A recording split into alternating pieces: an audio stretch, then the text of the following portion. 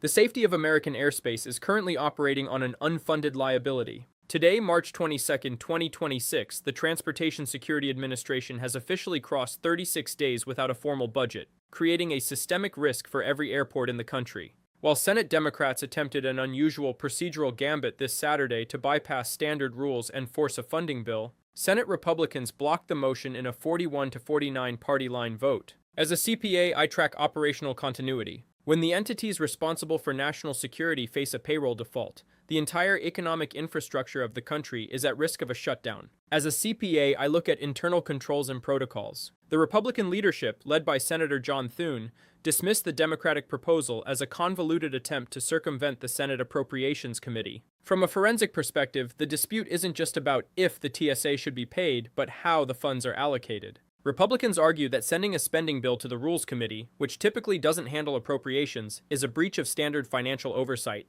They insist that TSA funding must be part of a broader deal to reopen the Department of Homeland Security, which has been in a funding lapse since February 14th. I'm Camilo Motato, reporting for THU News. As a certified public accountant, I specialize in budgetary compliance. In an audit, you cannot simply move funds from one ledger to another without following the Articles of Incorporation. In this case, the Senate rules. Today we are auditing the TSA funding standoff. We are seeing a strategic impasse where one side is using a yes or no narrative for political points, while the other side is holding the line on appropriations integrity and border security reforms. The most critical audit finding in this debate is the history of rejected resolutions. According to Senate Majority Leader John Thune, Democrats have blocked a House-passed bill to fund the entire Department of Homeland Security 5 times. As a professional, I audit negotiation good faith. If one party rejects a full funding package, but then tries to pass a piecemeal solution through a procedural loophole, the strategic intent is called into question. The TSA is being used as a negotiating asset in a larger dispute over ICE funding and border enforcement. For the employees at the checkpoints, this isn't about Senate rules, it's a cash flow crisis that is quickly becoming unsustainable for the thousands of families who depend on those paychecks. In a standard corporate audit, we look for interdepartmental dependencies. The current standoff in the Senate is not just about the TSA, it is a dispute over the entire Department of Homeland Security ledger.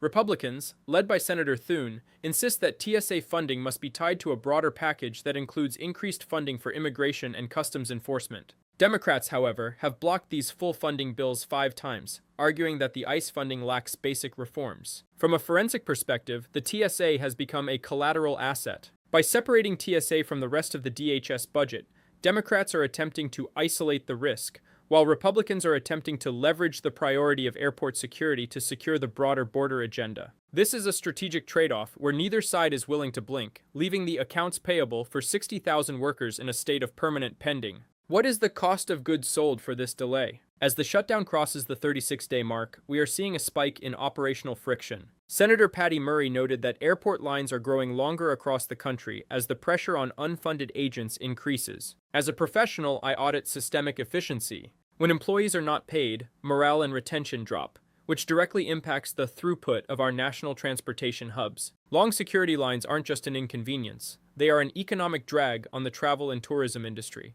a sector that contributes billions to the U.S. GDP. This airport chaos is a hidden tax on every traveler and business in America, caused by a breakdown in the legislative supply chain. We must address the audit trail of the specific motion that failed this Saturday. Majority Leader Thune called the move to bypass the Appropriations Committee convoluted. In accounting, if you bypass the Audit Committee to approve a major expense, it triggers an immediate internal control flag. By attempting to move a spending bill through the Rules Committee, which traditionally handles process, not payment, the Democratic leadership attempted a technical workaround that Republicans viewed as a violation of the Senate's standard operating procedures. This procedural fight is the ultimate compliance barrier that is preventing the liquidity from reaching the TSA agents. The final audit of March 22, 2026 shows a bankruptcy of cooperation. The TSA is operating on credit, and the credit is running thin. As a CPA, my verdict is that the U.S. Senate is currently in a state of governance default. You cannot manage a $100 billion agency like the DHS through procedural gambits and party line rejections. The refusal to separate operational funding from policy reform